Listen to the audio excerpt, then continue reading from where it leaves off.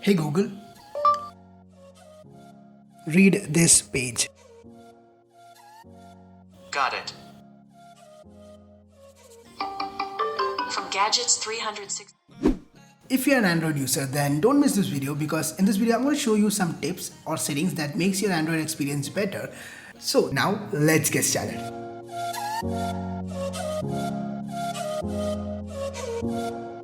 Now the first tip, well, it's asking your phone to read a text like a website, and you can do this by two ways. First one is by telling your Google Assistant to read this text or read this page like this. Hey Google, read this page. Got it. And the second method is to use Google's text-to-speech feature.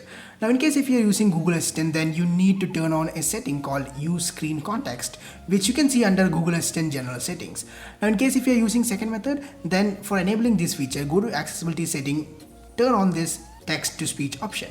For using this feature, just swipe with the two fingers and select the text that you want to read. Now, the text-to-speech works throughout your phone, so you can read anything that's displayed anywhere in your phone, but in case of Google Assistant, it works mostly with websites. And also in text-to-speech feature, you have to select a portion that you want to tell your phone to read. In 2021, buying the best phone. But while using Google Assistant, you don't need to do this. Sometimes there are situations where you might have to open a link which is not in a text form or it's in a form of image. So in that case, you can use Google Lens to extract the link from an image. Now for that, hit on the share icon.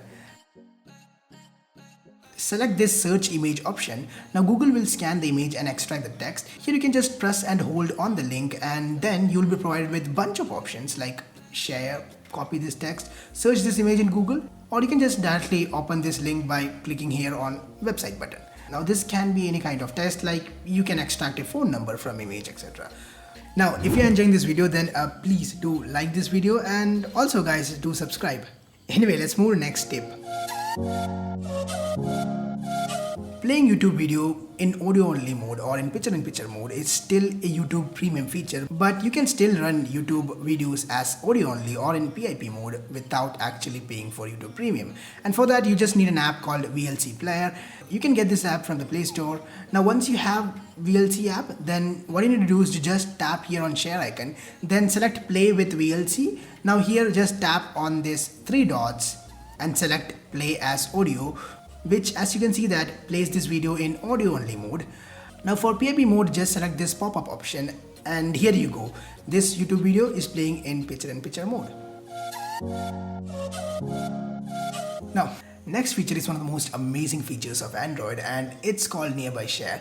So Nearby Share is a feature in Android that lets you to send a files to another Android phone or tab without using a third-party apps. So if you still don't know about this feature, I actually made a video showing how to use this Nearby Share feature. I'll put the link in the description or in the I button, so please do check that video in case if you don't know about a Nearby Share. Now the next tip is again a simple one and it's quite an important one, at least for me, because well, it's a shortcut to create a hidden folder so that the things that you save inside this folder is not displayed in your gallery. Anyway, for creating a hidden folder or if you want to make a folder hidden, what you need to do is to just add a dot at the start of the folder name. So any folder whose name starts with a dot is a hidden folder. Now if you want to display this hidden folder in your file manager, then just tap here on three dots and enable show hidden folder. Moving on to next tip, which is again quite simple one but useful one. It's adding a number row to your keyboard so that you can type faster, especially while you're typing a combination of numbers and alphabets. Anyway, for enabling this number row, just go to Gboard settings and for that just search Gboard in your settings. Then inside Gboard settings, tap here on preference, then enable number row option. Now you can type numbers without pressing this additional button. So that was it for the video. Now I know these were some simple tips, but still if you have learned something new from this video, then please let me know in the comment section down below and also do subscribe to my channel.